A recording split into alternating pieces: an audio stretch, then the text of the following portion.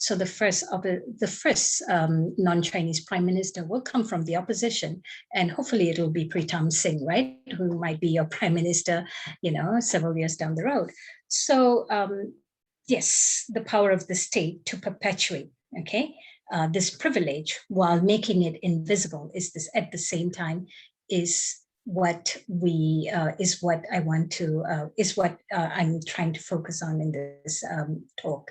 And Natasha continues, right? I'm also curious as to how we can tie the concept of Chinese privilege to settler indigenous relations in Singapore. I think this is very much, if you look at the history of Singapore, right? As I mentioned, Singapore, when it became independent, right? We knew, Mr. Lee Kuan Yew, the first prime minister of independent Singapore, actually saw Singapore as being in a very precarious state, right? We were a country where a non-indigenous people was the majority. It ran the government. Or members of the non-indigenous majority, which is the Chinese, ran the government. We were, and unfortunately, because of so many policies as well, which were highly discriminatory against Malays, the Malays, in this big, large program of, socioeconomic development, the Malays were falling behind. So it didn't look good for the Singapore government, right? So they came up with plans, with with ways to try to make sure that the Malays became upwardly mobile, so that they couldn't be accused of discrimination here. So the relationship between indigenous relations and Chinese privilege, again, it's it's one of, if I want to put it so boldly, it's one of maybe colonizer colonized, if I want to put it so boldly. The Malays are still, seen as a people to be governed, right? So no other community has been, as a minority community, they are the ones who have been closely monitored, closely managed by the government. So you do see a kind of, a colonizer-colonized kind of relationship that, and I said, I'm willing to be shut down for this. I'm putting it boldly here. Wilson has another question for me.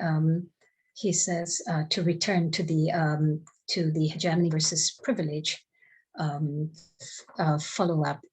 Hegemony. Sorry, Saroja, I don't mean yes. to interrupt. Yes, I see you following up this question. And is it okay we allowed others to ask their questions before? I mean, we're running short on time. Praveen, yeah, go ahead. I think Rebecca had a question that was shared in the chat box.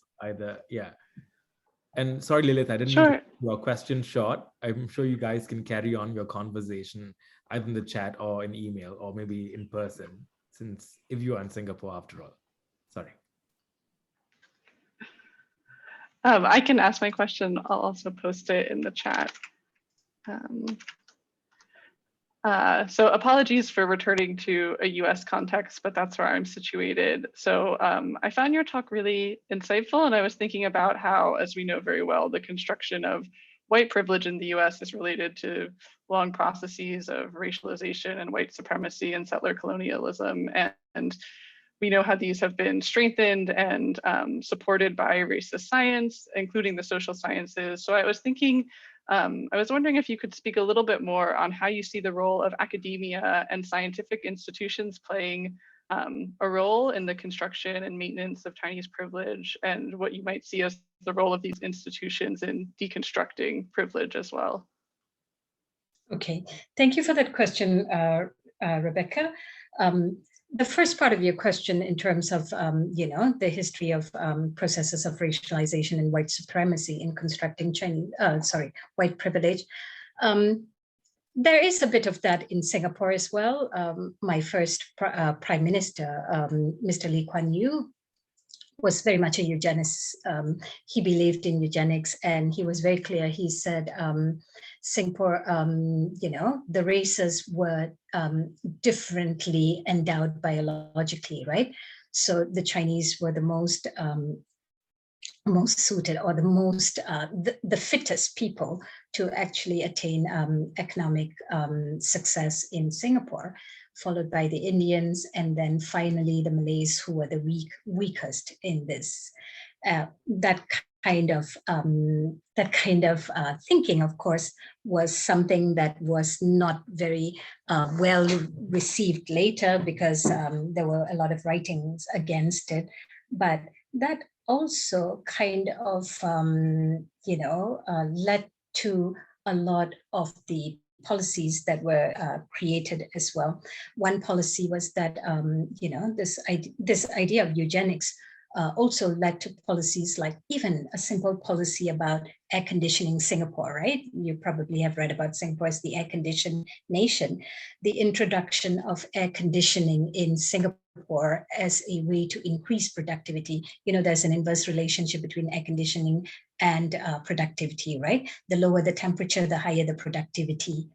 Kind of thing. And Mr. Lee argued that that's because, we live on the equator. Singapore is founded on the equator. And so, those countries along the equator, if you look at the countries along the equator, they're not highly successful economically. They're not economically advanced country. So he wanted to change that.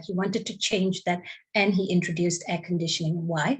Because he argued that many of the Singaporeans, the inhabitants of Singapore, including the Chinese, here he said we were from the southern states, So if you look at the world in terms of north and south, the north, people in the temperate regions were actually the ones who were well endowed, who actually, civilization flourished in the temperate regions. But in the tropical regions, such as Singapore, and especially in Singapore, where most of the migrants were from the southern part of wherever they came from, right? Ancestral lands. So we were not so hardy people. So you had to change that. You had to change our structure and make us more hardy, make us more hardworking. And so we had to, we use culture to change biology, right? We air conditioned the nation, we, decreased the temperatures so that in such a cold, cold micro environment, people would, be forced to not fall asleep, but actually, work hard and increase productivity. So that kind of thing actually has happened in Singapore. What about the role of academics and scientific institutions in construction and maintenance of Chinese privilege? I come from an academic institution myself. I do not see, high Chinese privilege in that sense operating at the general level. Why? Because of course, we very much follow an American system of academia where, you are hired or fired, or you are promoted or released based on your publications, based on your achievements, basically very, very meritocratic, right? That happens in Singapore.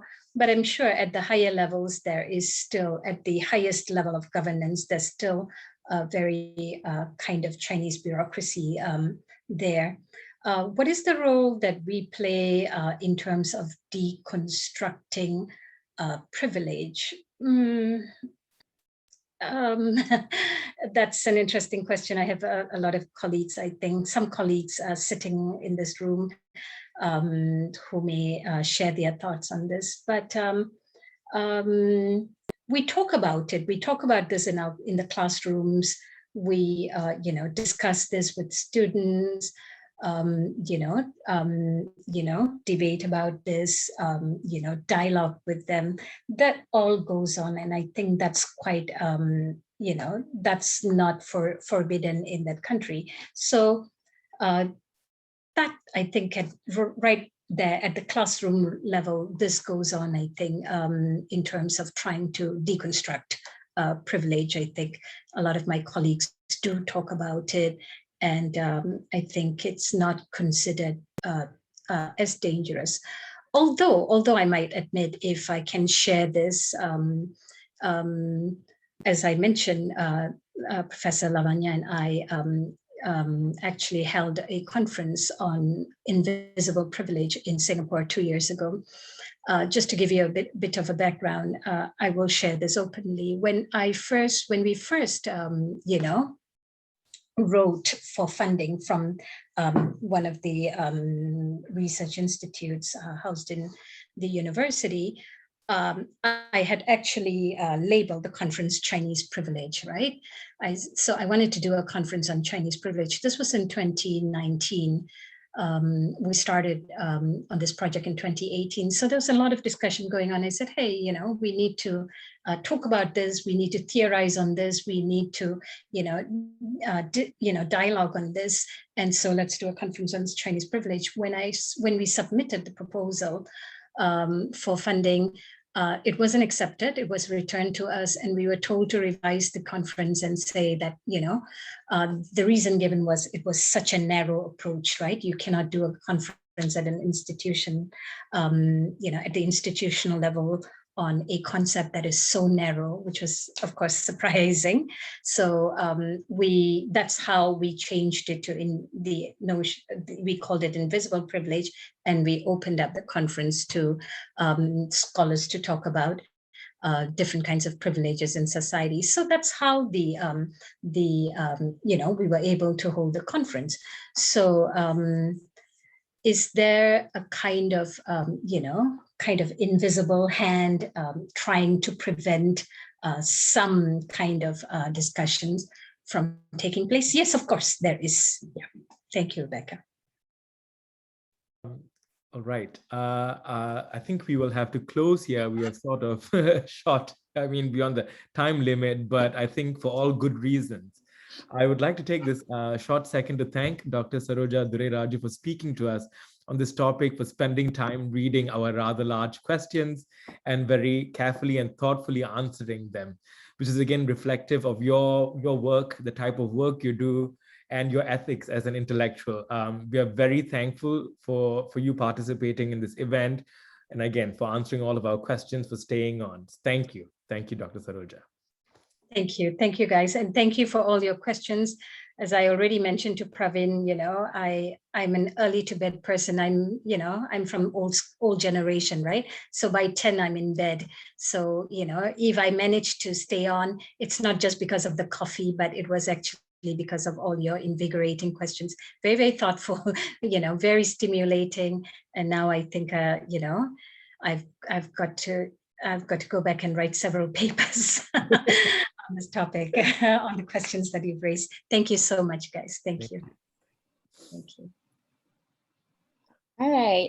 So thank you so much again, Dr. Saroja, for being so generous with your time and knowledge. That was certainly very enlightening and generative to think with, and I definitely have learned a lot, and I'm sure those who are here must have too.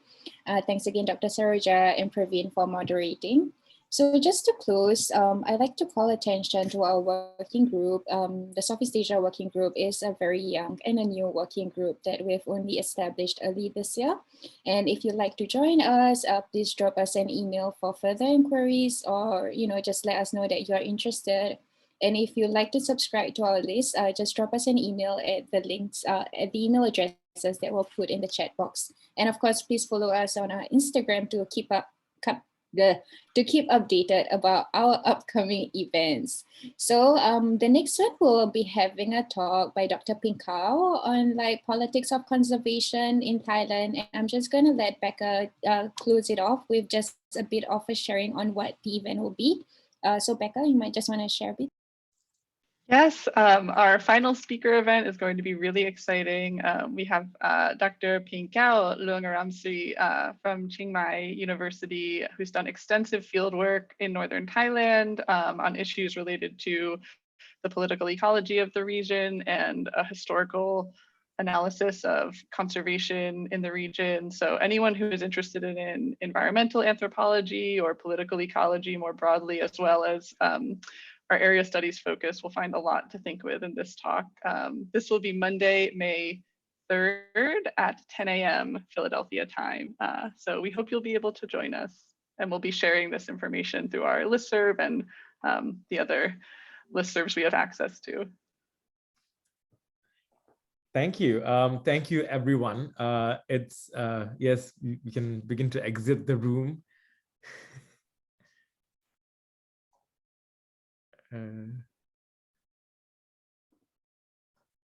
Thank you, everyone. Okay, I think I have to hit the bed now. Thank you, Dr. Saroja. Thank you so much. Thank you. Thanks so much. All right. Have a good night. Bye. Good night, guys. Bye. Bye. Thank you.